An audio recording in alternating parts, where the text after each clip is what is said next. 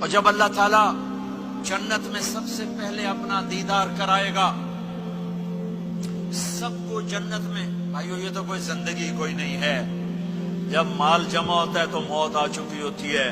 آپ لوگ یہاں ہجرت کر کے آئے، بنتے بنتے کچھ بنے تو موت دستک دینے لگی، گھٹنے درد کرنے لگے، آنکھوں پہ چشمے چڑھ گئے، سوٹیاں ہاتھ میں آ گئیں.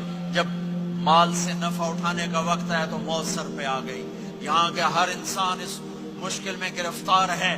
جب اپنی دنیا سے کمانے کا، حاصل کرنے کا وقت آتا ہے تو موت دستک دے رہی ہوتی ہے.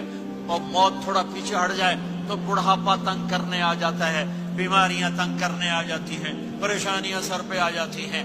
موت کے بعد اگر اللہ راضی ہو گیا تو جنت کی زندگی شروع ہونے والی ہے. جنت کی زندگی شروع ہونے والی ہے جس میں اللہ تعالیٰ سب سے پہلا جو ویلکم کرے گا جنت والوں کو، وہ یہ نہیں کہے گا میرے ایمان والے آ گئے، تہجد والے آ گئے، نمازی آ گئے.